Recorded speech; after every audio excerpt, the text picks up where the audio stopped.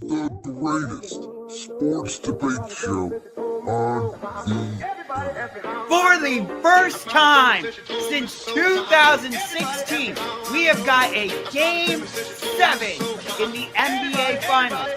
championship rings, starring Brandon The Philadelphia Eagles are Super Bowl champions. Let's welcome the championship ring. Georgia. I am loving this feud. Don't you dare shit on this. Don't you dare. I'm gonna shit on the stipulation of it. Oh my God, the stipulation is fantastic. Now, Hey, Brandon, isn't it around this time of year that the playoff picture is supposed to get clearer and we're supposed to not have an idea of who the good teams are and who the bad teams are? Am I wrong about that? You are right, except this year in not only the NFL, but I would argue in college football as well. It has been a crazy topsy-turvy year, and we're going to get into all of it tonight. Of course, I'm Brandon Woods, the host of Brandon's World. That is Unger to the Max, Josh Ungar, the host of the Sports Room Talk Show that you just heard. We were off last week for the Thanksgiving holiday. We hope you all had a wonderful Thanksgiving. But Josh, we have so much to talk about tonight, but I think we know where you want to begin. Yes, because, like I said at the top, by this time of year, the AFC playoff picture should be getting clearer. Same with the NFC playoff picture, but both right now are about as clear as mud. Yeah, and we're going to start off with what I witnessed on a horrible Black Friday afternoon for me. By about 6 o'clock Eastern on Black Friday, our good buddy, Sean Fitzgerald, who also works at Voltage Live, literally called me to make sure to do a wellness check on me. Don't worry, Fitz, I'm fine. I'm doing the show tonight. It was obviously not pretty. And we were not on the air for that debacle of a 21-0 collapse against the Cowboys the Sunday before Thanksgiving. But I think you'll be surprised by my answer, Josh. And, it's like, am I concerned about my Eagles? Yes, I'm concerned. Do I think they're going to have a 2023-esque collapse and not make the playoffs? No, I do not. But am I so upset that, oh my God, we're ruining this, and Kevin Patullo is such an idiot that Eagles fans are throwing eggs at his house in New Jersey? No, I'm not, because my takeaway is, we're coming off a Super Bowl. It's a good team. Most NFL teams don't go back-to-back. Well, we probably do have a chance to go back-to-back. It's not looking good, but I can't be upset about it because things happen. And sure, the last 2 weeks haven't gone this team's way. But then again, we weren't on the air, but my favorite big upset of the week this past week was Carolina over the Rams, and that's what happened. So, again, we could say the Eagles are in turmoil, but how good is everybody else around us? You guys got punked on Black Friday by the Chicago Bears. We did, and the weird thing about that game is I know my defense almost gave up 300 yards rushing, but they also only gave up 10 points for 3 quarters, so how mad at them can I possibly be?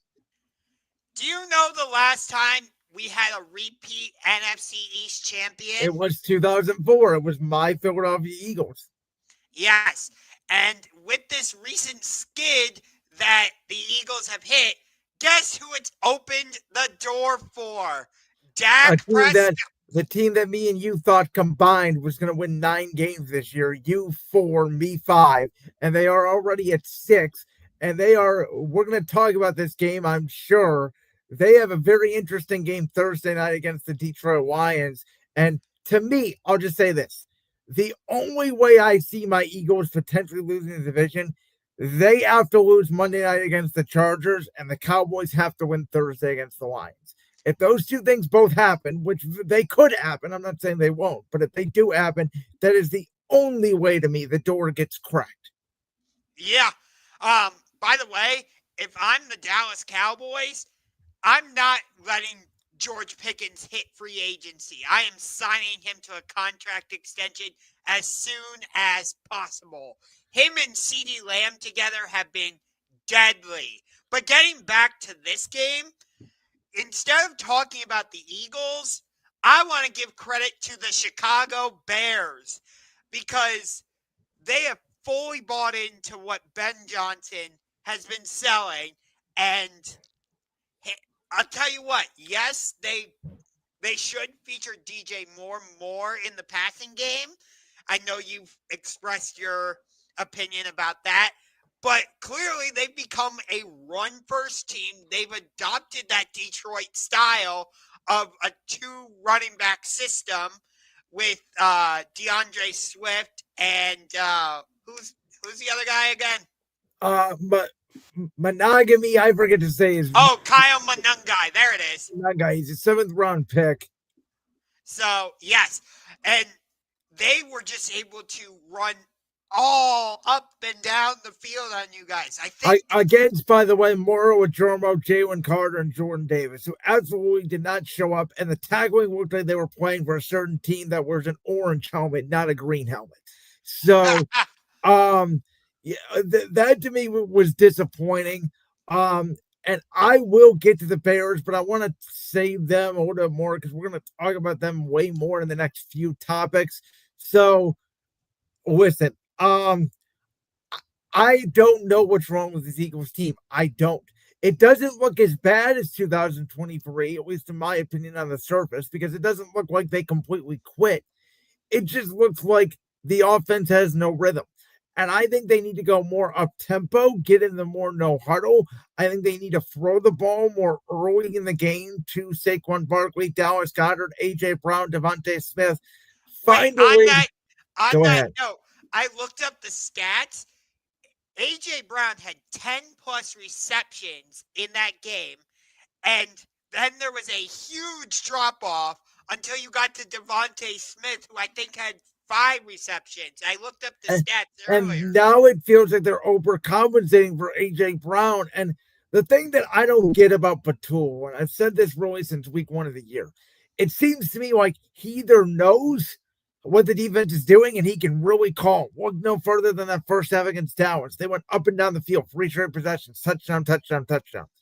And then it's like the defense adjusts and he has no idea how to adjust to that, which is my concern.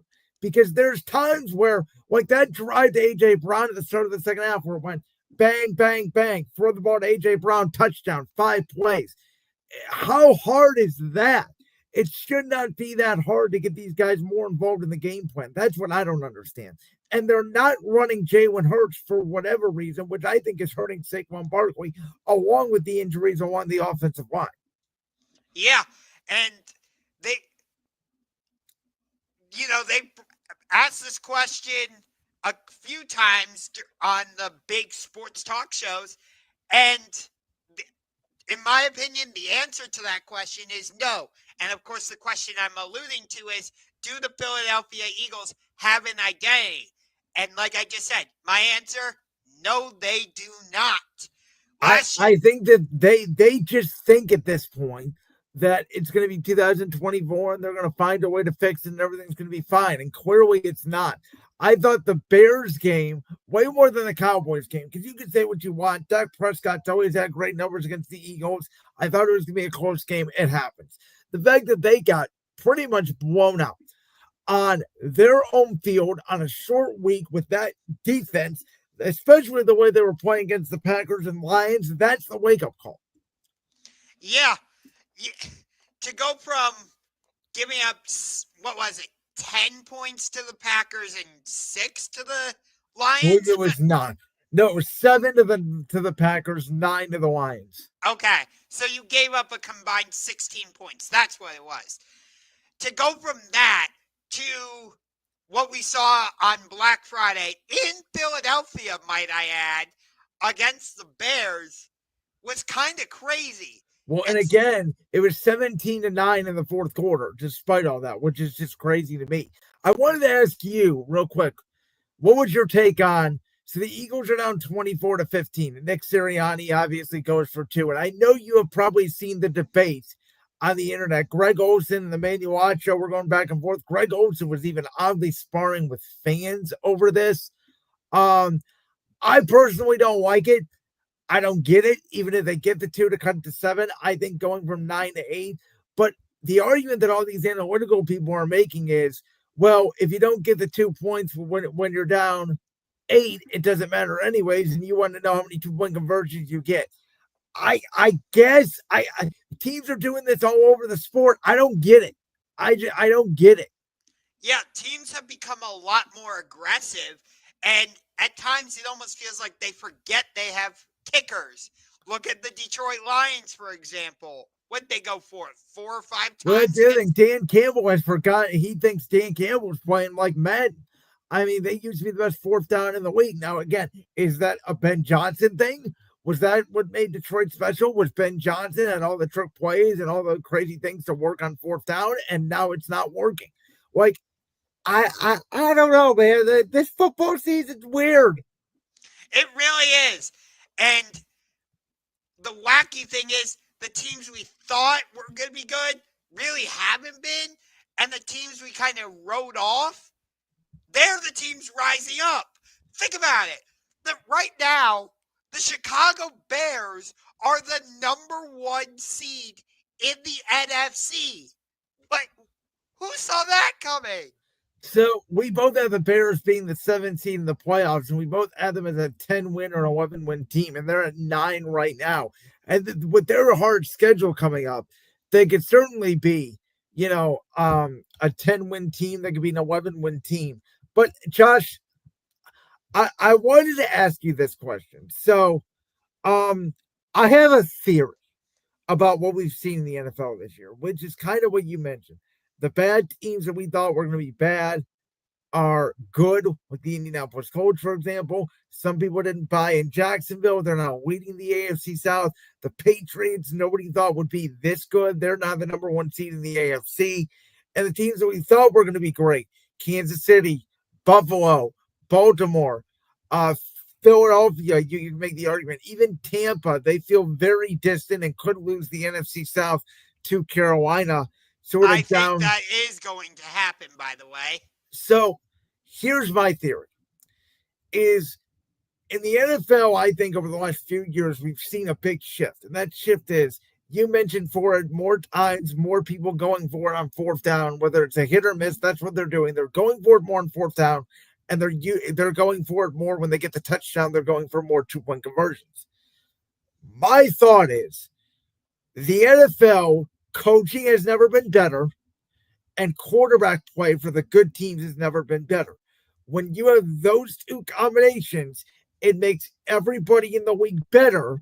And then if you don't have both of those elements, aka the Browns, the Raiders, the Jets, the Saints, the Titans, the Cardinals, even let's say a team like Atlanta, you can't compete. We've seen New England, who had one of the worst rosters in the league last year, go from, they don't have a coach, to they hire Mike Vrabel. They're now the #1 seed in the AFC. The Bears went from Matt Eberflus not being able to manage a clock to starting this year 0-2 to now winning 9 out of their last 10 games. Last year, at the start of the year, the Panthers were an absolute train wreck. Now, all of a sudden, year 2 with Dave Canales, Bryce Young looks like he could be a franchise quarterback. I think this is the year. In the NBA, the last few years, we've talked about the changing of the guard with the young players coming into the league. I think this is now the NFL's changing of the guard, which is, we're not going to give up big plays. We are going to make you nickel and dime the way down the field. And we are going to have these coaches.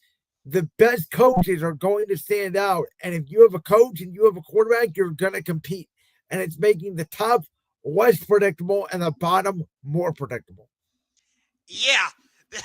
By the way, we got Tank Bowl on Sunday because it's the Titans against the Browns. So that's not the Tank Bowl yet. Wait till week 16 when it's the Saints at the Titans. That's a real Tank Bowl. Oh, good Lord. But no. I mean, that's my theory. I mean, look at Minnesota, right? They go from 14 games last year. They won 14 games. What changed with the Vikings? One thing, quarterback. Honestly, with this Bears roster, yes, they redid the offensive line a little bit. I get that. But the major upgrade was Ben Johnson as a coach. New England, most of their upgrades actually, I would argue, came on the defensive side of the ball outside of Stephon Diggs. Their biggest upgrade was Mike Vrabel. Yeah, which the Browns had him in their building, and they let him go out to New England. And here's the thing, though, right? Like, Kevin Stefanski's an offensive-minded coach. If the Browns had a quarterback, you can make an argument the Browns could be leading the AFC North right now. I could make the argument to you right now the Cincinnati Bengals could run the table and win the AFC North at 9-8 because they have Joe Burrow back. Yeah, you are 100% right. But you look at some of these teams, and it's just incredibly dysfunctional. Look at the Browns. Think about it. We've had 40 different starting quarterbacks. No, 42 to be specific, I believe it is, since we made our return in 1999. And under the Haslams alone, it's been absolutely ridiculous. You know, the amount of different decisions we've made. It wouldn't surprise me if Jimmy Haslam clears house again and Stefanski is out, Andrew Berry is out. Oh, yeah. I mean, look at a team like the Patriots. For last year, they were one of the most dysfunctional teams of the week. We all felt like, yeah, Drake May's a good quarterback, but we don't know how good he is because he has no weapons. And, I don't know.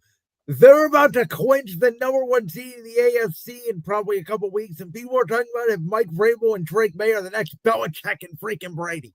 I know. One off season. And I mean, this isn't a matter of this time last year, Robert Kraft had made the decision, I believe already, to fire Gerard Mayo. And look where they are now. And again, yes, they brought in Travion Henderson, who's been picking it up late as a rookie.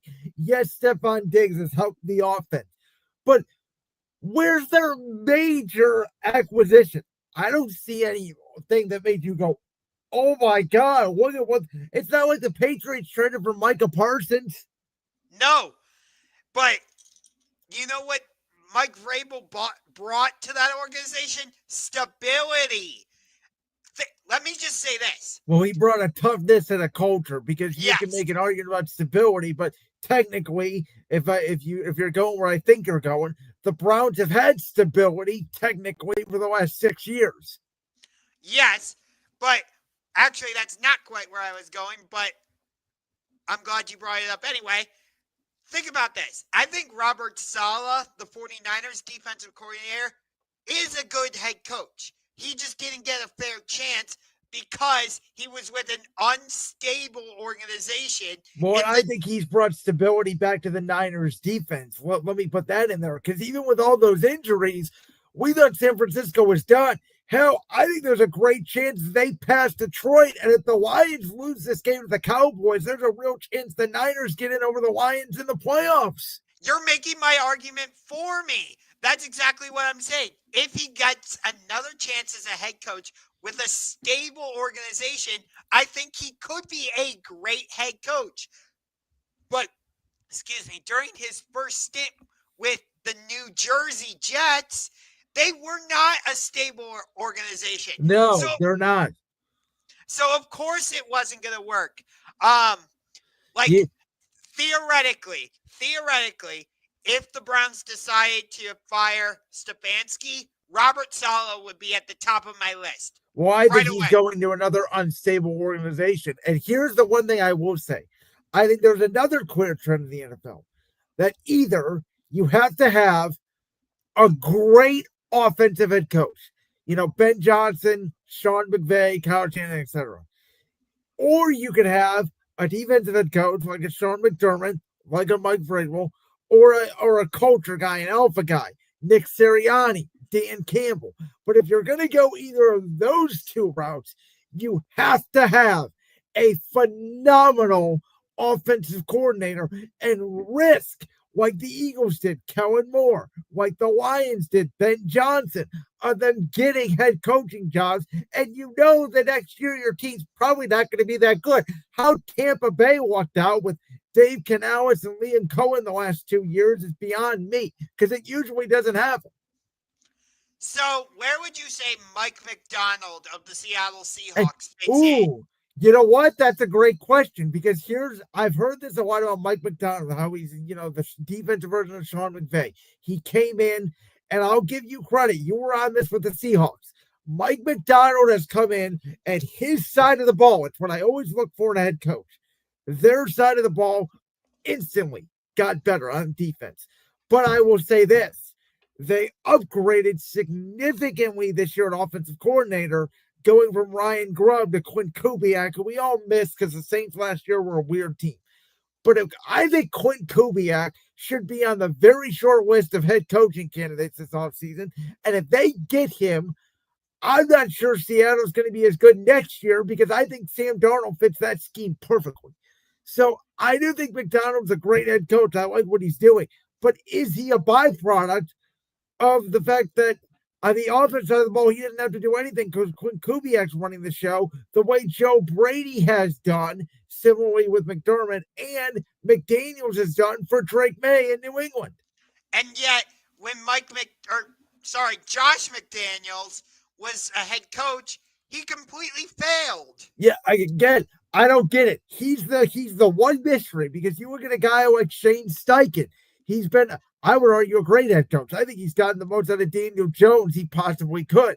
Now, he's a different story. And the Colts, we were talking about them as a story of the year. Now Daniel Jones is a broken fibula, and to me, they may completely collapse. And we thought the Texans were dead, and DeMeco Ryans, by the way, is another story where he's a defensive guy. They removed the offensive guy. I'm forgetting his name now, the OC they had last year. And it took the Texans a month or two. But now all of a sudden, you can make an argument the Texans have been a top 3 team in the league the last month. Yeah, their defense absolutely clamped down on Josh Allen, didn't let him do anything.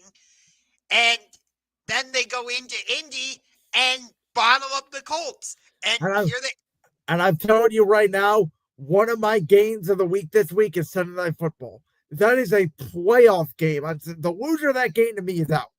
Texans, Chiefs, Sunday night in Arrowhead. And the Chiefs are banged up in the offensive line, and the Texans have the best defense in the NFL, and I don't think it's deniable at this point. But are the Texans going to be able to run the ball? That's going to be one of the keys. Well, I think they are. I mean, the Chiefs' defense has not been the same this year. That's the biggest story with Kansas City. They're not sustaining drives. Yes, they have Mahomes. Yes, they have Andy Reid. They can't get a stop for whatever reason. Do you remember when the Chiefs got Rashid Rice and Xavier Worthy back together and were like, and they beat the hell out of the Raiders and the Commanders, and by the way, the Commanders, Dan Quinn and Cliff Kingsbury, they were fighting like hell. They should have beat Denver Sunday night. They really should have. I don't know what the story is there. I mean, I'll be honest. I thought, hand up here, I thought the refs had the money line of the Denver Broncos. I thought they were trying to screw over the Commanders. They missed a tripping call. Then they called Mariota for that ridiculous intentional grounding, which was not intentional grounding at all. I mean, I don't know what to make of the NFL this year, man. I don't. But to answer the question on the screen, I truly don't know. For a little bit of transparency, I'll tell you, my eye test tells me it's New England. From every team I've seen, I think they're the best. The problem is, if they're the 2 seed and they're in a first-round matchup with either Kansas City or Buffalo, I'm picking the Chiefs or the Bills. And I'm telling you right now, I will, and I don't care what the line is. Okay. So it's interesting we're talking about this because I did power rankings earlier today, and again, Denver Broncos fans, I'm sorry I left you out at first. I actually had to add them in. Hold on. We got to address that real quick live in the air. Josh, how do you forget the team that you picked to win the AFC West this year, and the team that I think now they have the second best record behind New England, at least in the AFC, but I think in the whole NFL? I think it was because, like, they got in a really close game against the Washington Commanders, and I was looking at some of the other teams that, like, had more dominant performances, and somehow they just evaded me. Are you But sure it's not deep down? Because you know that even though the Broncos beat them, the Chiefs are better. I want to give you my power rankings because Go ahead. I want you to react to these. This actually turned from my top 10 into my top 11. So, do you want me to go from 1 to 11 or 11 to 1? Hold on. Let's do 11-1. Go backwards for me. All right. At number 11, the Dallas Cowboys. At number 10, Jacksonville Jaguars. At number 9, the Philadelphia Eagles. At number 8, the Carolina Panthers. At number 7, San Francisco. At number 6, Denver. Number 5, the LA Rams. Number 4, the Chicago Bears. Number 3, Seattle. Number 2, Green Bay. And number 1, the New England Patriots. Okay, so one, I think you got the Packers way too high. I'm taking the Rams over the Packers. I'm taking Seattle over the Packers. I'm taking Philly over the Packers. And I think it's a flip-flop between them and Green Bay for that 4th or 5th spot. Okay. I know Carolina beat Dallas this year in Carolina. I think if it was in Dallas and the way they're playing right now, I'd probably take the Cowboys over the Panthers. I still don't trust the Panthers on the road. That's my issue with Carolina. It's why I don't think they're going to overtake Tampa.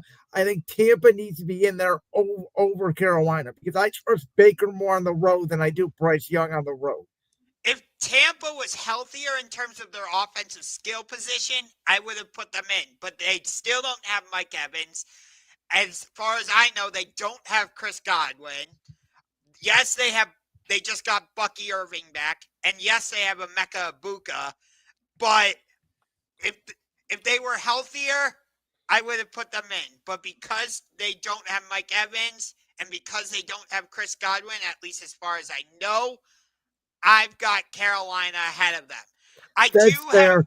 I by the way, I would flop, I think, Philadelphia and San Francisco. Okay. I don't think the Niners are that good. They have some good wins, but I'm just not impressed by them, even against the Browns. I thought that was a weird game. Their defense kind of led.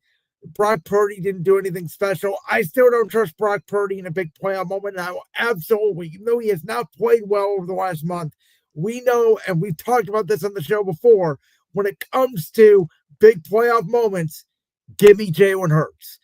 And I will wholeheartedly believe that. So that's why I flip-flop Philly and San Francisco. I would also take the Rams over Seattle. So I would probably flip-flop the Rams and the Seahawks as well because I think the Rams are better than Seattle.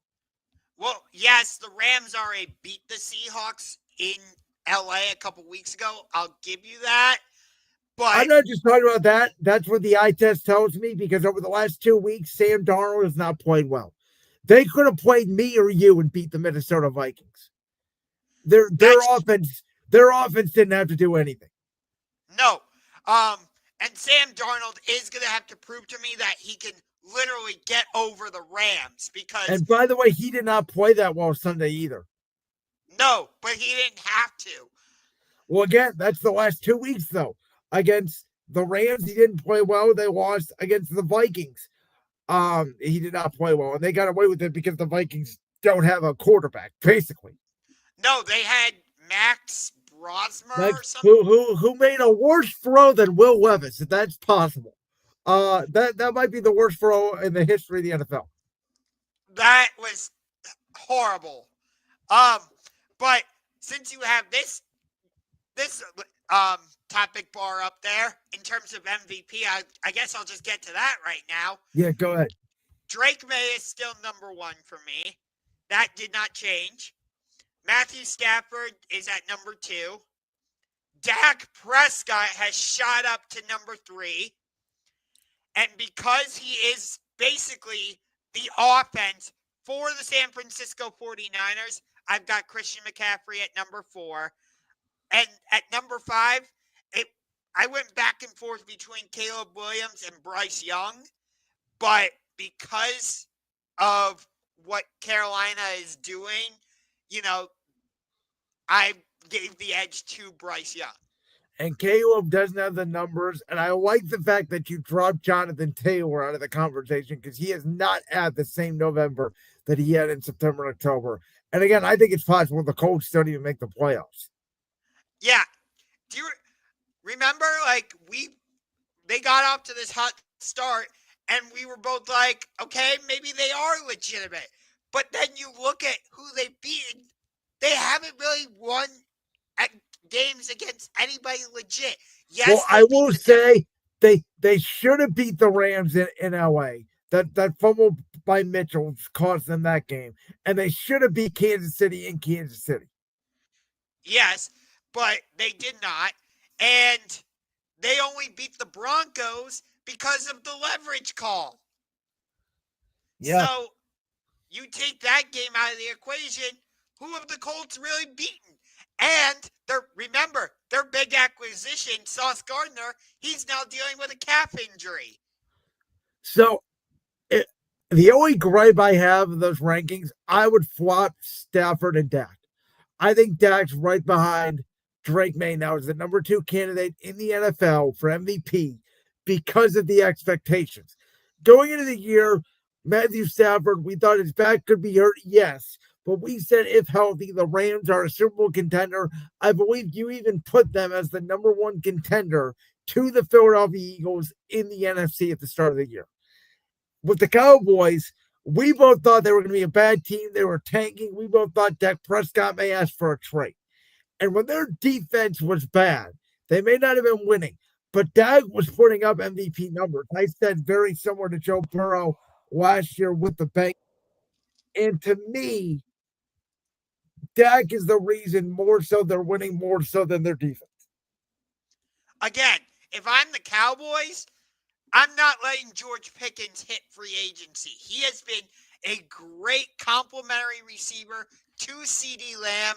If you let him walk out the door, I don't think the Cowboys would be nearly as potent offensively as they are. Yeah, I think a certain quarterback in Pittsburgh would have loved George Pickens right now. For sure, because all he has is DK Metcalf and Darnell Washington. Well, we'll get to them in a little bit. We have 2 huge games to preview. There's a lot more huge games. We're going to preview these 2 for week 14. And the first one here is in the NFC North with the Chicago Bears, who are 9-3. They are at the Green Bay Packers, who are 8-3-1. Josh, I'm going to ask you this question to start off the preview. Are you shocked, like I am, that the Packers are almost a touchdown favorite in this game at home? Yes. And to be frank with you, yes, this is the oldest rivalry in the NFL, but this is the biggest game I can remember since maybe 2013, week 17. I would say 2010, the NFC Championship game. Yeah. Prior to this game, that was the big game I could remember was the 2010 NFC Championship. The 2013 game didn't even dawn on me because, yes, it's supposedly a rivalry, but Aaron Rodgers, Brett Favre, now Jordan Love have all dominated for the Packers, and the Bears have been, quarterbacking in wilderness. And maybe Caleb Williams is finally going to be their compass, but that remains to be seen. By the way, did you see that the Bears-Packers game in week 16 got Week 16 is going to be 8:20. Eagles-Commanders is going to be at 5 o'clock. I did see that. Yes, on Saturday. I originally thought they were flexing that into the Sunday night game, which is currently Bengals at Dolphins. No, they'll flex Patriots, Ravens into that. They announced these 2 Saturday games before the season. They just never announced a time, and they can't flex out Saturday games. So these are going to stay. So, actually, I like your Patriots-Ravens pick, but this other one I would mention to be flexed in would be that Jaguars-Broncos game. But getting back to this game, it's interesting because this is the first of 2 meetings that they're going to play each other in 3 weeks. The Bears will host the Cleveland Browns in between these 2 games, while the Packers will be at the Denver Broncos. Thus, in my opinion, this first game is more important for the Green Bay Packers. Well, plus they're also at home. Not just because they're at home, as you just mentioned, but because they have the much more difficult opponent in between these 2 games. So, and here's the thing. You and I have both been criticizing Jordan Love. Of course, you picked him to be regular season MVP. We both have the Packers making it to the Super Bowl. And it's been an up and down season with Jordan Love. Of course, we remember what happened during the game in Cleveland, and he had that clunker on Monday Night Football against Philadelphia. But you go back to last week against Detroit, he was firing the ball to the likes of Christian Watson and Dontavian Wicks, and they were running the ball well, and the defense was playing extremely well with Micah Parsons. They swept the Lions for the first time since 2020. So, yeah, by the way, I know we weren't on the air last week. That result did not shock me. Green Bay was one of my upset picks for the week because I saw the way that they handled the Lions week 1, and I thought it was going to happen very similar to that, which is why I'm saying I think this game comes down to the line of scrimmage. I think it comes down to the Bears offensive line against the Packers defensive line, and it comes down to the Packers line against the Bears defensive line. Whichever line of scrimmage wins the battle is going to win the game. As much as we want to talk about the quarterbacks and the skill position players, both of these teams like to run the football. Both of these teams run similar schemes. Both of these teams can get out of the quarterback. And again, we know both these teams can run the football. Whichever team does that more successfully, I believe is going to win the game. I also think that whichever team can establish their running back, not just in the running game, as you're talking about, but also in the passing game, that could make a huge difference. Because if you're able to get the running back involved in the passing game, that adds another element for the defense to worry about. Well, neither of these 2 teams in front of their running backs a ton this year. I think it's going to come down to, again, which team can run the football, maybe which team can have one explosive play, whether Caleb Williams could hit a Rome Odunze or DJ Moore, or Jordan Love could hit a Christian Watson over the top. I think you're seeing Green Bay having to really adapt without Tucker Kraft, which was a huge injury for them offensively. Jordan Love is playing well. I think the Packers are going to win the game, but I think it's a 3-point game. I would take the points with the Bears all day. You know, this game wasn't originally in the 4:30 slot. It was flexed into that. They took Bengals Bills out of the 4 o'clock slot and replaced it. That's right. Good call, which I don't blame them for at the time, but let me tell you, Bengals Bills is a really good game. Yes, but this game has a lot more significance, given that right now the Bears are the number 1 seed at 9-3, which, again, nobody was expecting. At least I know I wasn't expecting. And if they win this game, it puts them in great shape, to possibly keep the number 1 seed. What do you think the motivating factor is for Chicago when everybody is saying, yeah, they're the number 1 seed, but they have no shot to actually be the number 1 seed? I think that's the motivating factor right there. Nobody really trusts them. So, I mean, they're talking about this Bears team like they're the 2021 Titans with Ryan Tannehill, who got that number 1 seed and then lost to Cincinnati. So, hear me out on this. You remember when the Eagles lost Carson Wentz and everybody was like writing them off basically after that? Everybody except for the people in Philadelphia. It feels kind of like, again, I get it. The Eagles, that team lost Carson Wentz and they had to turn to Nick Foles. I understand that, but so it's different circumstances. But do you see where I'm going with this? No, I think this Bears team is more reminiscent of that Titans team I mentioned than that Eagles team. It feels like the Bears are the way I see it, and the reason I'm comparing them to that Eagles team that went on to win the Super Bowl is because, again, when the Eagles had to go to Nick Foles, they really took on that underdog mentality. You remember they were putting on the dog masks, and of course I remember. It's my team. and that was the first time they won the Super Bowl. Yes. That's where I'm going with this. It feels like people are saying, yeah, but with the Chicago Bears. Kind of like how people were saying, yeah, but with the Philadelphia Eagles. You can make an argument, though. They're saying, yeah, but about the New England Patriots over in the other conference, too. That's a fair point. But at least in my head, the comparison between that Eagles team and this Bears team makes sense. I'm trying to explain it as best as I can. We'll see if the Bears can really bring out that dog mask on Sunday and pull off the upset. This is Josh's favorite rivalry in the NFL. It is the 6-6 Steelers against the Ravens 6-6. As Josh has always said, he's going to find his favorite place on the couch, and he's going to find a way to watch this game because it is for first place in the AFC North. Yes, and the only way I'm going to be able to watch this game on Sunday is through NFL Red Zone.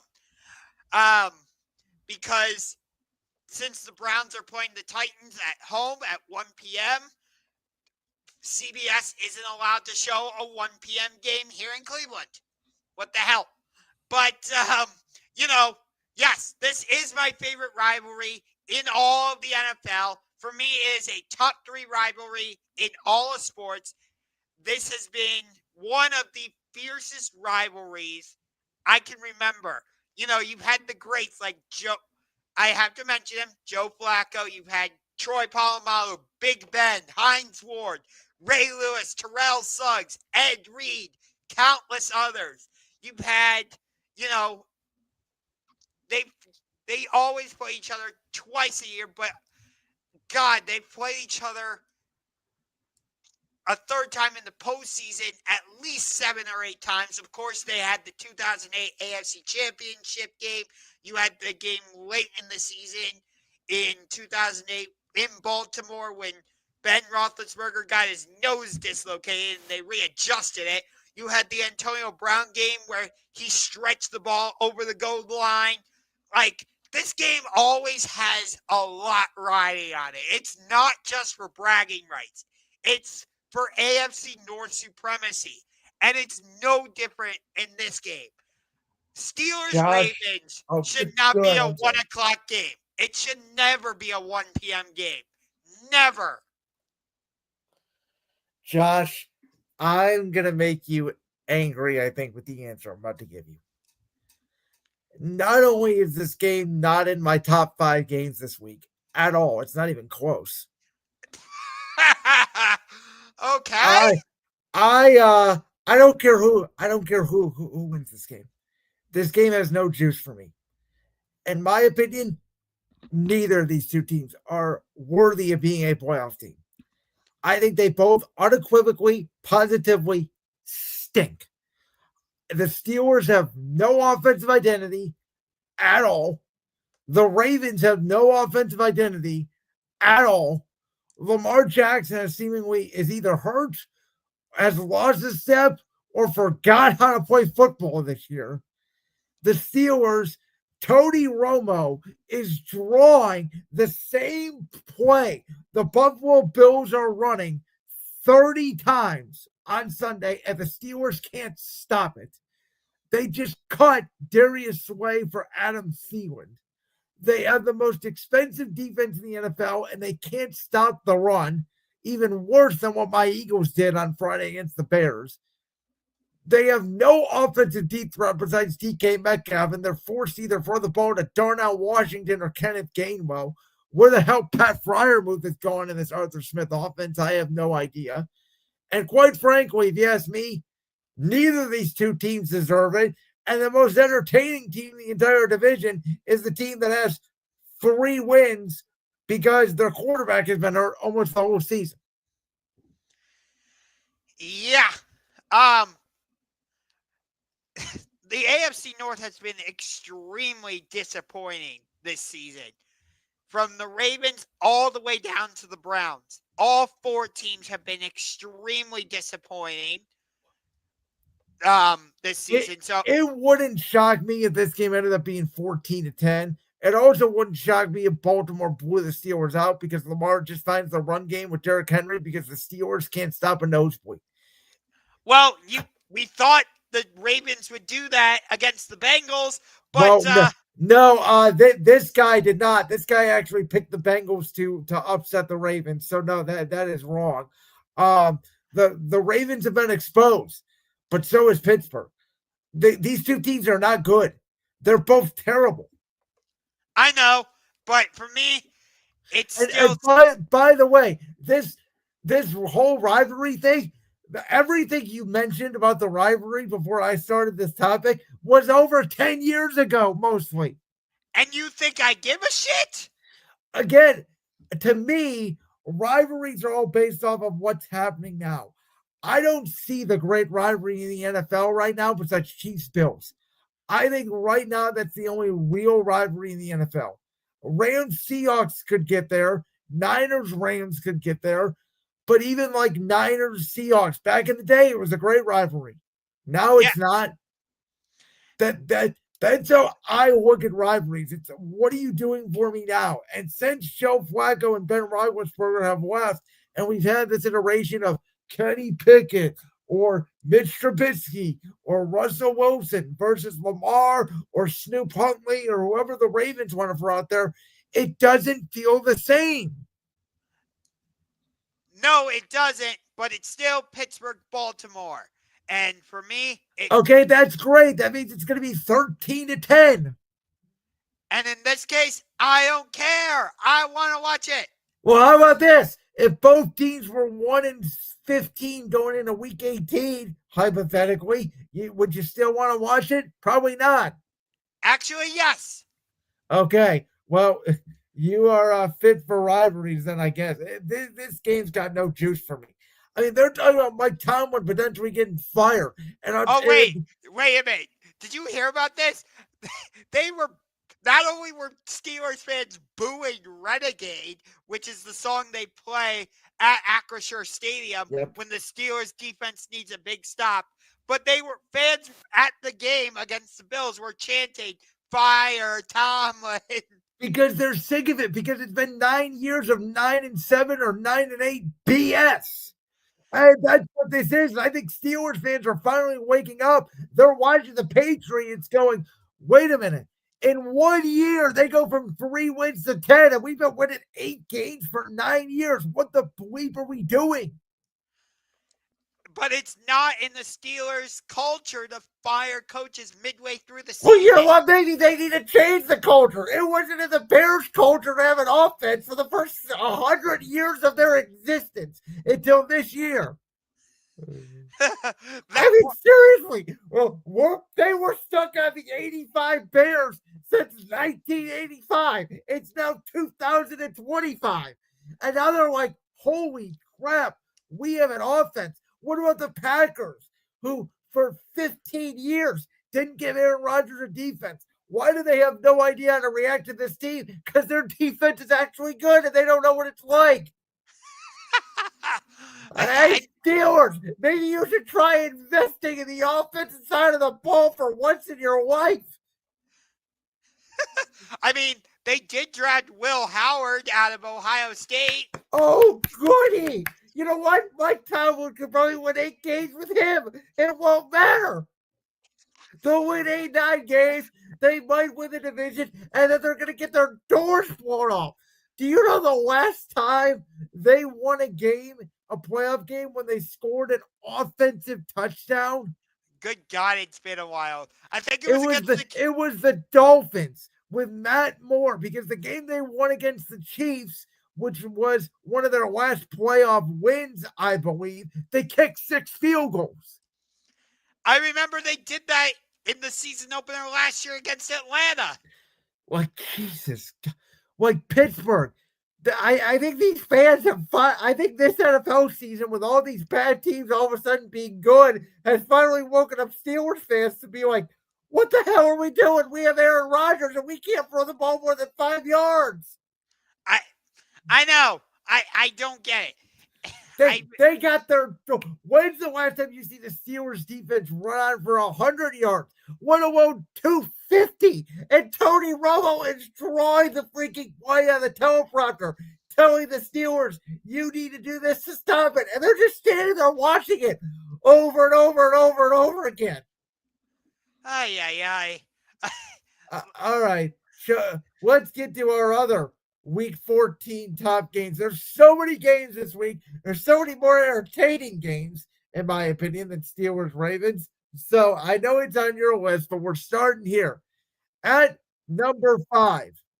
In my opinion, the collapse for the AFC South for the Indianapolis Colts starts here. They've always struggled in Jacksonville. Why the Jags are underdogs, I have no idea. I think the Jaguars should be favored. Liam Cohen seems like he's the right coach for Trevor Lawrence. I'll take the Jaguars. At number 4, the game that you mentioned was flexed out for Bears, Packers, Bengals, Bills, because I think this is the season for both teams. Because if the Bills lose this game, there's a real chance they're not going to make the playoffs. We already know they're not going to win the division because New England is going to win the division. They do have a game next week in New England that Buffalo, in my opinion, must win. And just like they had a game week 9 against the Chiefs, could there be a look-ahead spot there for Buffalo? And the Bengals have been running the football well with Chase Brown. They're going to have Jamar Chase and T. Higgins both back, I believe. I think the Bengals have a real shot to go in here and upset Buffalo. Number 3, we already talked about it, Bears, Packers. Can the Bears prove that they are a legitimate number 1 seed in the NFC? And for the Packers, can they take back control of this division with a big win against their division rival? Number 2, I mentioned this earlier. This is a playoff game for the Houston Texans and the Kansas City Chiefs on Sunday Night Football. I know you're going to have the game on mute, Josh, because I know that you can't stand listening to Chris Collinsworth talk about Patrick Mahomes. He's going to be talking about a lot about Patrick Mahomes potentially being on his back a lot if Danielle Hunter and Will Anderson have their way. And then number 1 to me, this feels like a shootout. I think this will be the most entertaining game of the week. Thursday night, another game that feels like a playoff game, Cowboys-Lions. I do think the loser of this game will not make the playoffs. If Dallas runs the table, they not only have a chance to win the division, but they would have a chance to also sneak into the wild card if they cannot get the division.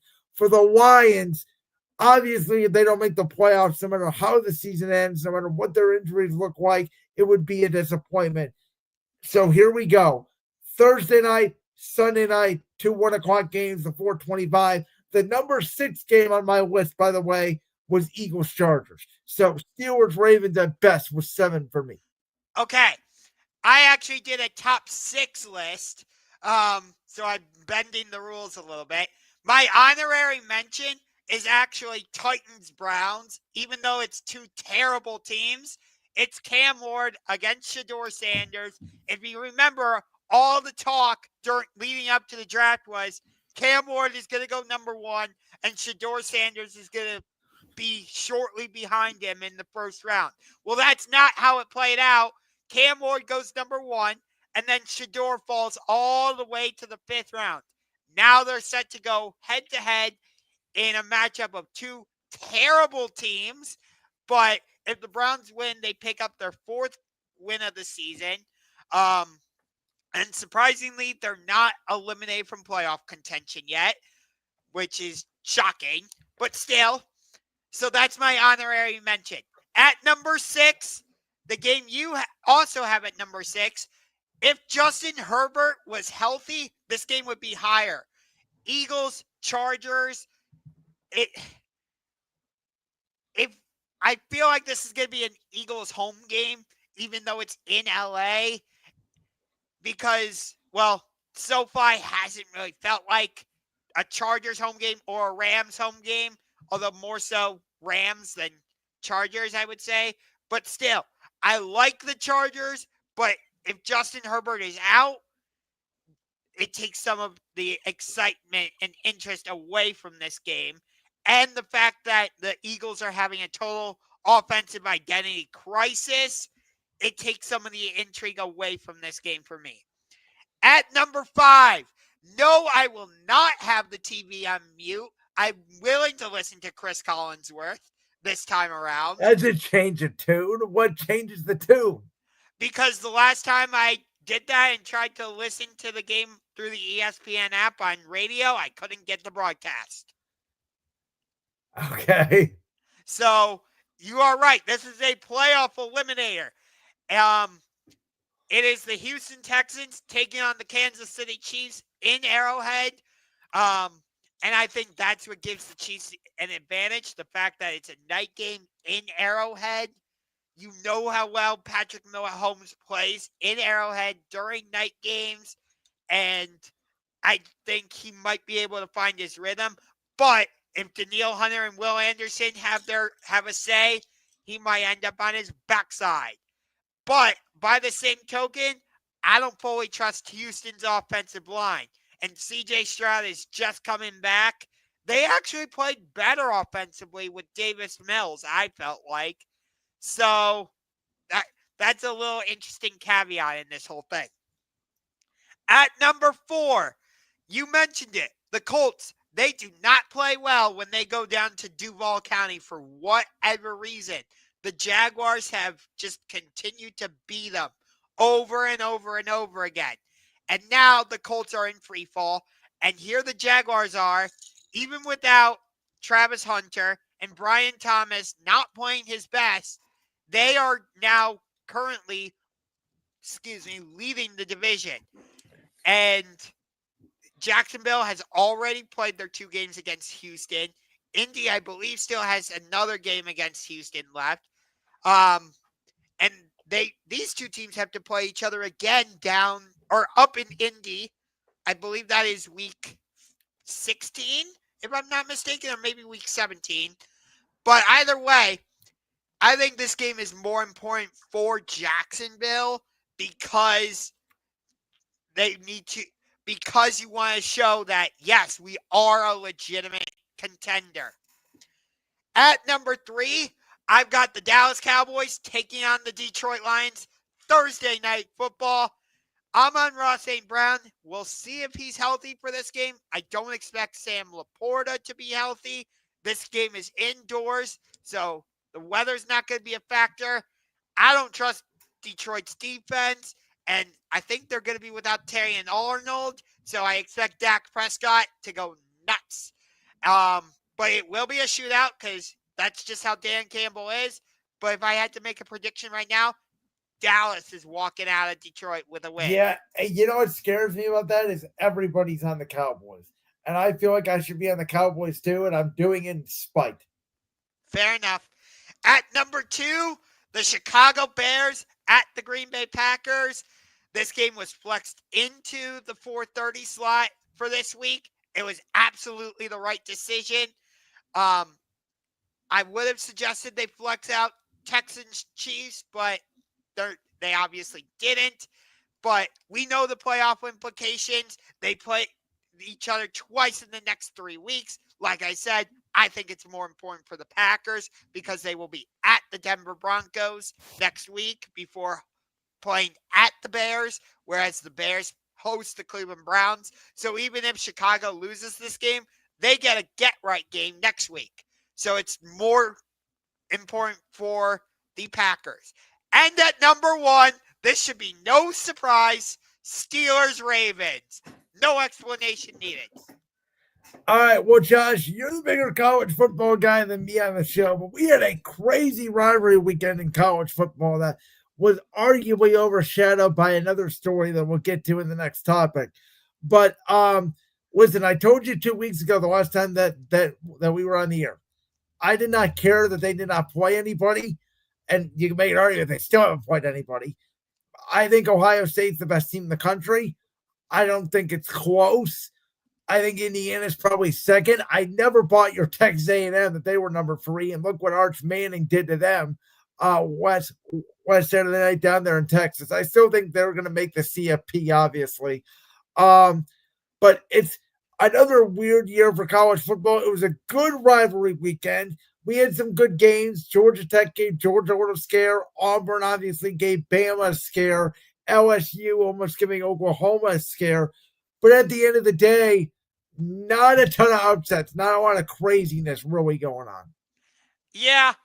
By the way, I know I've had my issues with Chris Collinsworth, but my God, Gus Johnson, you are a freaking clown. I don't. Oh my God, Brandon almost fell out of his chair. Do you want to explain yourself, Mr. Ungar?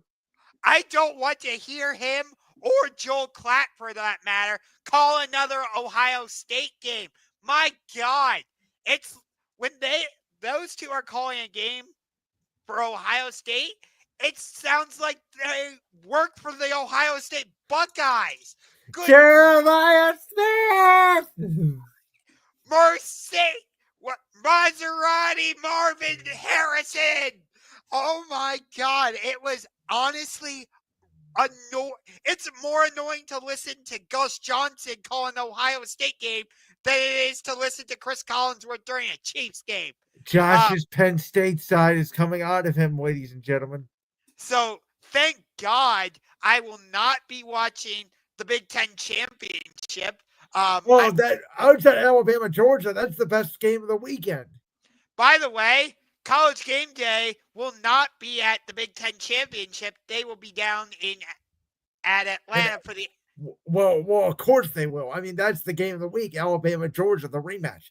And we're going to get to see this weekend. I'm going to watch both these games because I really want to see Ty Simpson and Mendoza, the two quarterbacks that are rated number 1 and number 2 right now, go up against NFL style and NFL level defenses. I think Ohio State is just going to toy with Indiana. I do too. I want to see Mendoza against that defense, which is historically great.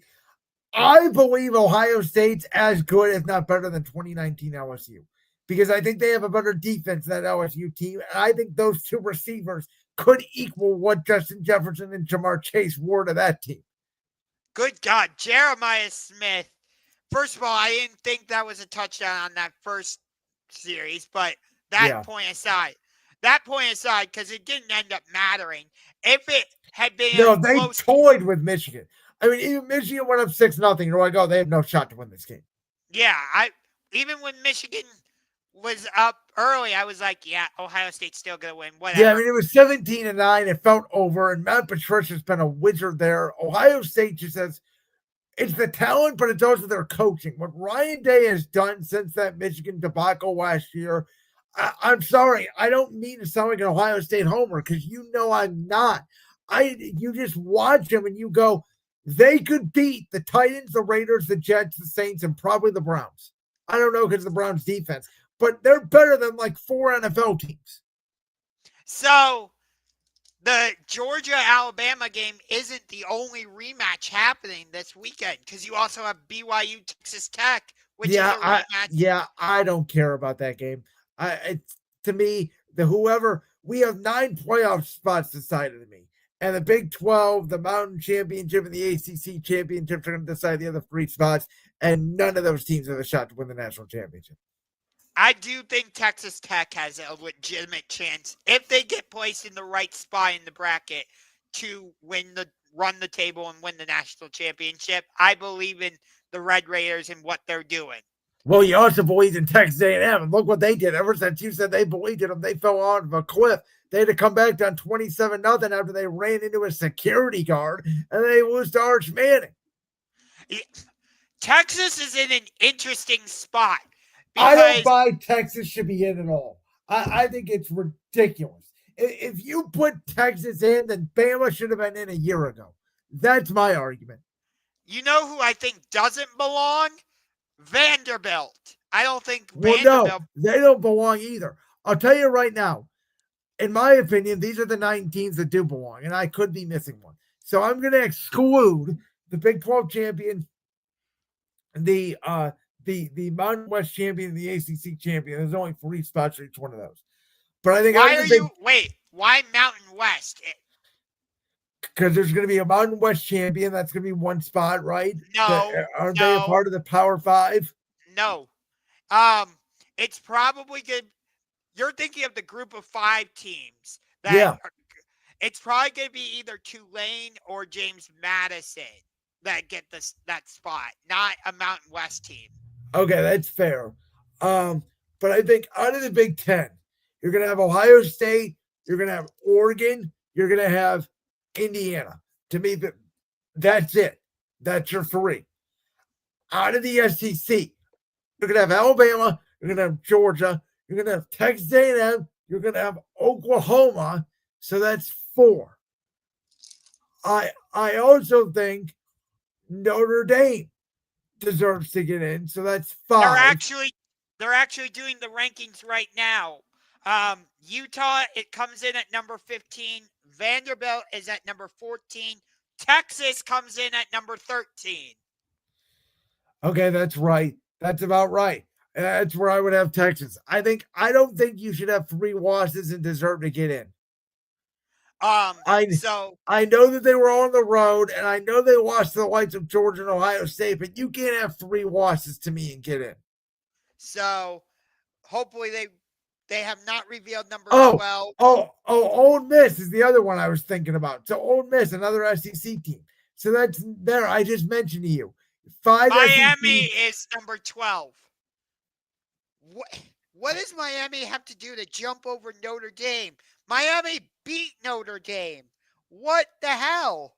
Okay, but they also lost to a cupcake. That's the difference. You can't lose to. You get no. Head-to-head does not matter that much. It doesn't not matter over the resume.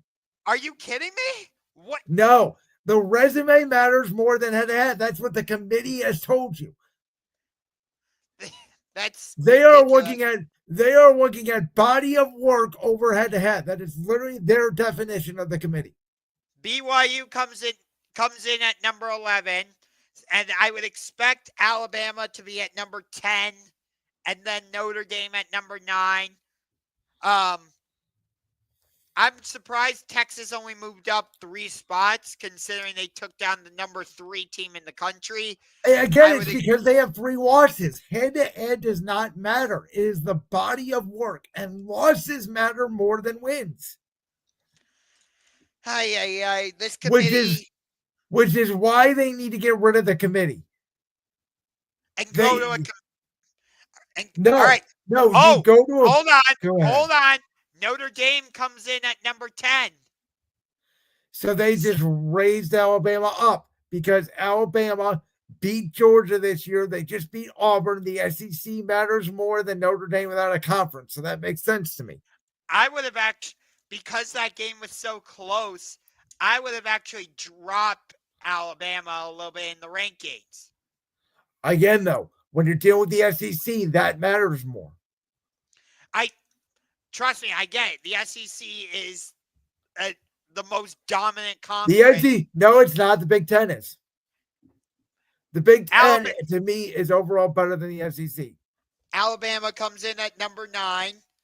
So, just as you predicted, I would expect, let's see, maybe this is where Texas A&M goes. I'll let you know once they reveal it. It has not come up yet. We know Alabama is 9, Notre Dame is 10. And I would suspect Ohio State 1, Indiana 2. I think Georgia moves up to 3. Who would be at number 4? Oregon?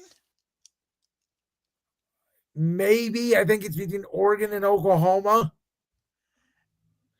I think you probably put Ole Miss at 6. Are you going to Oklahoma's at number 8. Okay, so they really believe in Bama. So I would guess Bama 6 or 7. No, Bama's at 9. Oh wait, you said Bama 9. Okay, Texas Texas A&M, A&M. Texas I would guess A&M's 7. they are number 7. You are correct. So So who do we Ole Miss, need? Oh, Oklahoma, Ole Miss will be 6, I would think. Oklahoma is number 8. Ole Miss comes in at number 6. That leaves Oregon, Georgia, Indiana, Ohio State, and I'm missing one. Texas A&M, they'll be in at 5. No, Texas A&M already got revealed at number 7. My bad. So Ole Miss is 6. That's what we get for doing live on the air. I know, right? So Oregon's probably going to come in at number 5. Yep, Oregon's number 5. And then Georgia's 3. Who's at number 4 then? Oh, we're about to find out. Yeah. Oh, Texas Tech. Okay. So Georgia's number 3. Indiana's number 2. Ohio State's number 1. There you go. Can we talk about Wayne Kiffin? This bothered me. And I'm not going to blame Wayne Kiffin as much as I'm going to blame college football. You imagine this, Josh.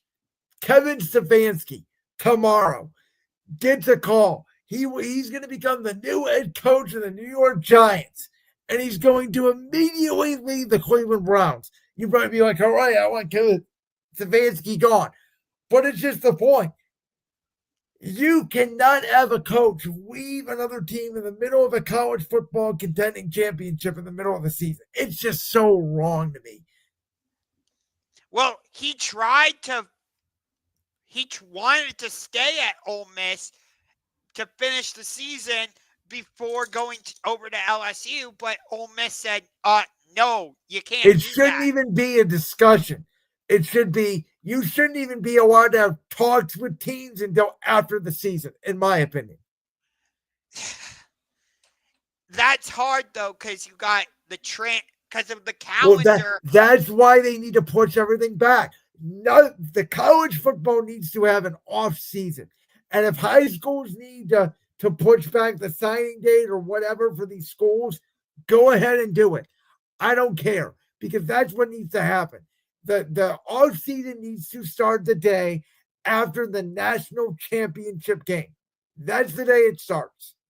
You know what's crazy is, given that we have the NIL and transfer portal and players getting paid and all this and that, you could basically just call college football the NFL's farm system. It is. That's what it's turning into. And it is good for the sport late in the year because, like, listen, we're going to get to watch the future stars on Sunday, on Saturdays. And that's great. That's why the super conferences have been really good. But it's also diluted the end of the regular season, and it's made it really difficult for this NIL and transfer portal stuff when it comes to the offseason. Now college football coaches are leaving like crazy, and Lane Kiffin just stripped Ole Miss's entire staff on their way to a potential national championship game.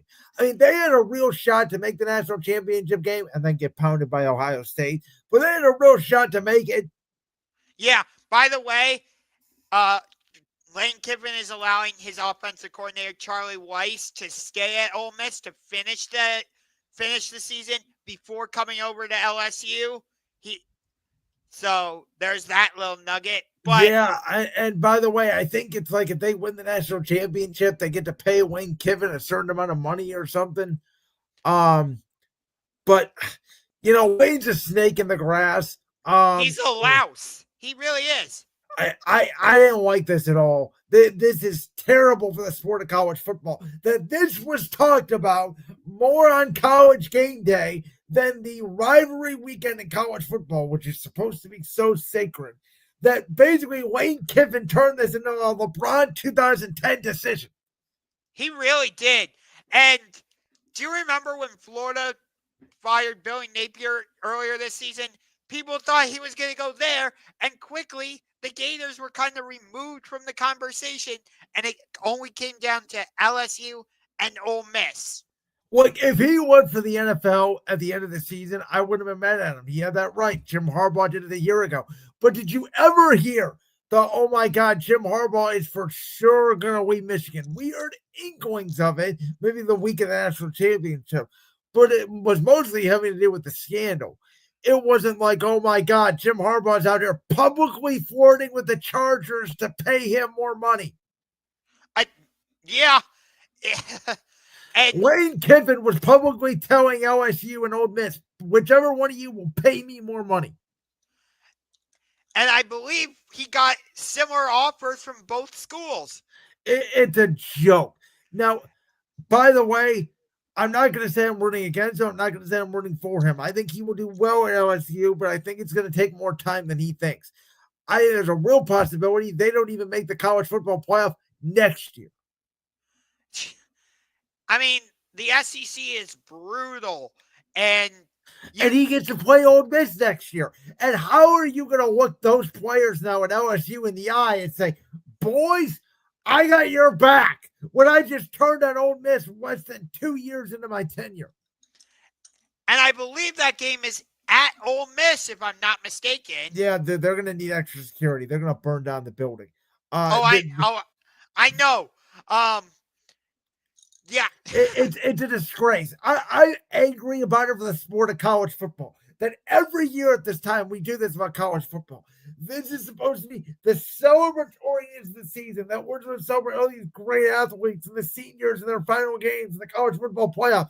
And yet all we do in college football is talk about the committee and coaches leaving. We don't talk about the on-field product when it's at its best. I know. By the way, what I said about the NBA, so I have a problem with the NBA now. We don't talk about the on-field product. All we want to talk about is, oh my God, is Kevin Durant going to request another trade? Or, oh my God, Mike Malone got fired 3 days before the postseason. What? Like, wait, to that point, most of what we hear on like First Take now is like, oh, they're talking. Remember when Alex Ovechkin broke the all-time goals record? Like, I know you're not a big hockey fan, but that was one of the big stories. One of the first topics I heard on First Take the day after Alex Ovechkin became the all-time leading scorer in the NHL was, how does he compare to LeBron James? It's like, what? Well, that's what we do. We don't talk about the current on. Last year, I think the Thunder, and again, not to get off topic, but the Thunder felt disrespected because no one wanted to talk about them because all they wanted to talk about was the day of Game 7 of the NBA Finals. Kevin Durant got traded to the Houston Rockets. There's something fundamentally wrong with that, and college football is the same issue. We should have not been talking about Lane Kiffin. We should have been talking about Georgia beating Georgia Tech. We should have been talking about Ohio State and Michigan. We should have been talking about Alabama, Auburn. We should have been talking about Oregon, Washington, all these other Florida, Oklahoma, all these other big rivalry games.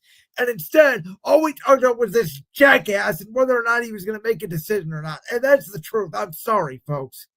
No, you are 100% right. It has ruined college football because, as we have discussed and as I have, brutally illustrated, I am a huge rivalry guy. I love the Oregon-Washington rivalry. I love the Ohio State-Michigan rivalry. And instead of talking about the impact of what happens if Michigan wins a 5th straight time against Ohio State, or what happens if Auburn beats Alabama, or some of these other what-if scenarios. And that wasn't even the conversation. That part didn't even come up. It was, well, Ohio State or Alabama is probably going to win. But let's talk about Lane Kiffin. Or let's talk about, this BYU coach may be going somewhere. And then they had to step in. They had to step in and say, the BYU coach is going to stay. And, then they started talking about Bill Belichick. Well, what the hell? North Carolina's irrelevant. What the hell are we talking about North Carolina for and Jordan Hudson? Give me a break, man. So, by the way, it sounds like the BYU coach is going to go to Penn State. The two sides have mutual interest, but the BYU he just said he's staying. Oh, well, last I heard, there was mutual interest between him and Penn State. He just But told people today he's staying. okay, maybe I'm wrong, but that's the last I heard was there was Again, mutual. now we got to talk about Penn State's head coaching search. That's what they're going to spend all this week on. Well, now who's Penn State going to hire? I don't know. I think the number 1 and number 2 team in the country are playing this weekend. Yep. No disrespect to your nifty Lions, but that's the truth. No, I don't take any disrespect from that. And think about this. You know, we have 2 big college basketball games going on. I haven't heard a peep about them. It's the ACC SEC Challenge. You got the Florida Gators, the reigning defending national champions, playing at Cameron Indoor against the Duke Blue Devils. Then you have the North Carolina Tar Heels taking on the Kentucky Wildcats. You also have UConn playing at Kansas. So I hope you respect that I'm giving up watching those games to do this show, by the way. I do respect that a lot. And I respect your dedication to college basketball because I think that's the one thing that hurts it. They are going up against college football, the NFL, NBA, all the seasons pretty much. I know. By the way, I'm probably going to the Cleveland Hoops Showdown, or Cleveland Hoops Classic, rather, on December 13th. Ohio State is taking on West Virginia at Rocket Arena. Speaking of hoops, let's ahead. dive into this real quick as we're going to end our show. J.B. Bickerson and the Detroit Pistons. You called this for the season. I'll give it to you. They're the best team in the East. They're not the best team in the West because that team's got a chance to break an all-time record. But they remind me a lot of the Cavaliers team that JB had where we were a really good team and then choked our brains out in the playoffs. But to answer the question directly on the screen, are they the biggest surprise in the NBA thus far? No. The biggest surprise thus far are those boys down in South Beach. You were the one saying heat culture is dead. And yet here they are. They're one of the top 6 teams in the East. I think they're like number 3 or number 4 right now. Well, they're 14-7, yeah. Did you expect the Miami Heat to be 14-7? I know No, I didn't. I did not, but I certainly didn't expect the Pistons to be 13-4. I'll tell you that. I think on the negative side, I didn't expect Indiana to be this bad to the point where they can barely win a game. They're 4-17. Yeah, Miami's, by the way, Miami is 14-7. They are 3rd in the East. And by the way, who called it that the Toronto Raptors would be a top 6 seed?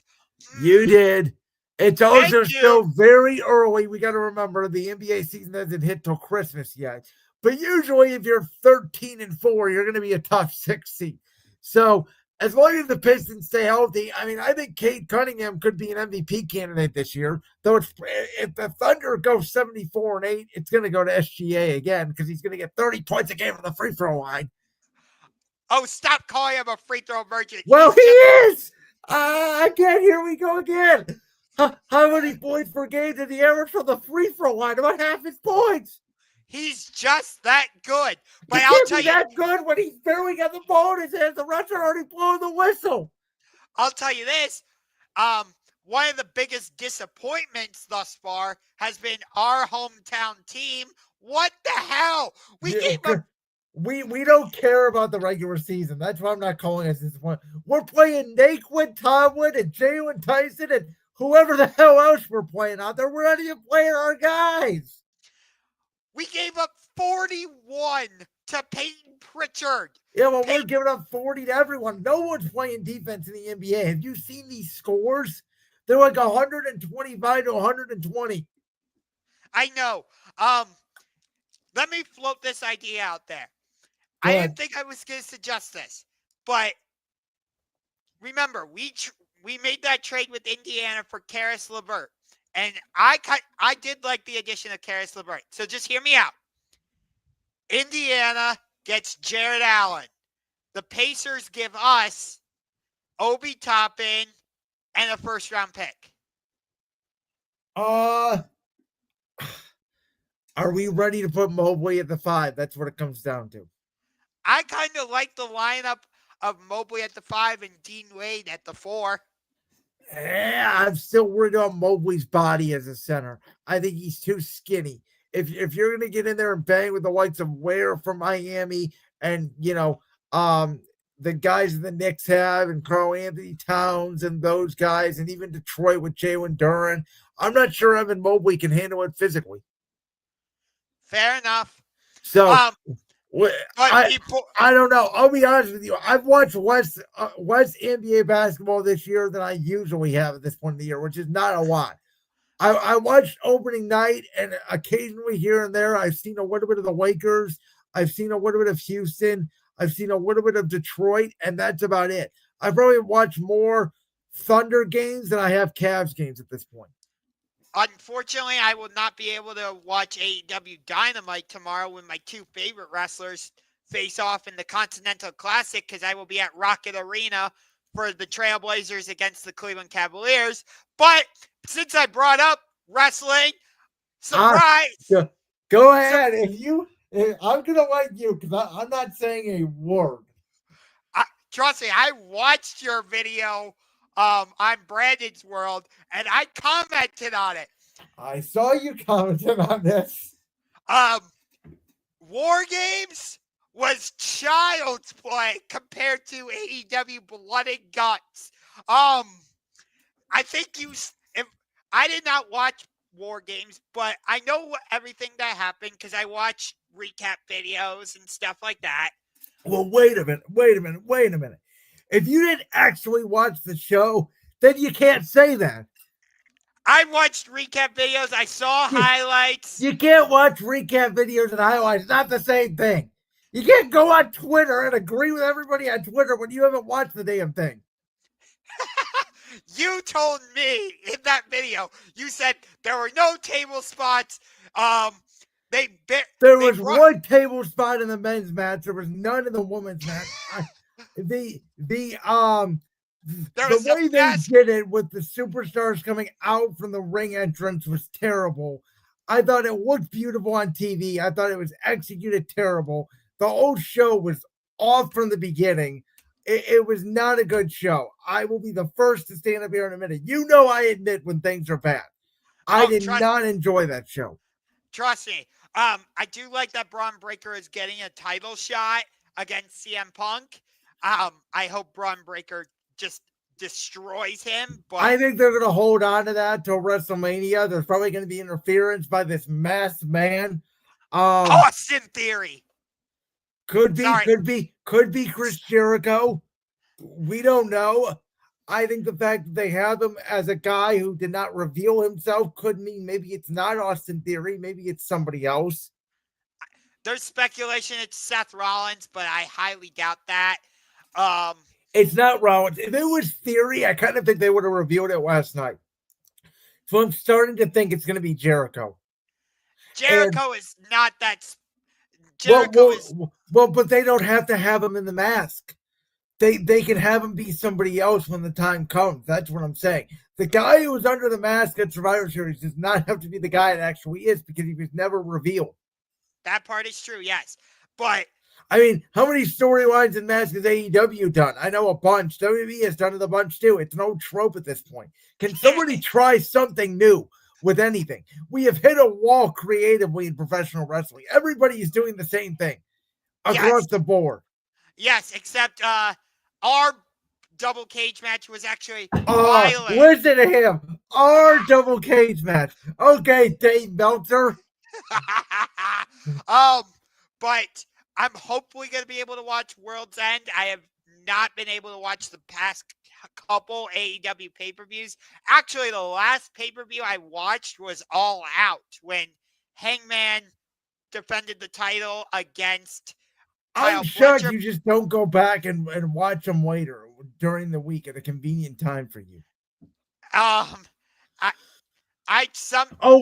do know why, because they're 6 hours long. And yet I still get great wrestling out of it. You may get great wrestling out of it while you're sitting there going, those fans in the arena, I've heard them say, you say you see people commenting, I see people commenting saying, I had to leave because I had to catch my train home, Tony Khan. If AEW ever brings a pay-per-view to Cleveland, trust me, I will be one of the first ones in line, and I ain't leaving. I will Well, trust stay. me. Well, trust me. Tony Khan is going to be. Hey, Tony, how your POEs been this year? Well, I think we had a great Wednesday night dynamite because Tony Khan has no idea how to answer any media questions whatsoever. The man dodges every single question that man is asked on any show. He goes into a 20-minute rant about how great the NFL is this year. His tweets are entertaining to read. I'm not going to Oh, lie. man. Well, you know what? That was a fun last 5 minutes of the show. Next week, we do have to talk about John Cena's last match. I will be there. We do have to talk about it. This Saturday on Brandon's World, me, Jalen Sandvik, my good buddy Michael Reiner, we have already recorded. We have broken down John Cena's top 10 matches of all time. That was a really fun thing we did premiering this week. So shout out there. You already gave a shout out to your channel earlier. I'll give a shout out to mine here. We're back, baby. 102 episodes in. Here we go. Good grief. Good Lord.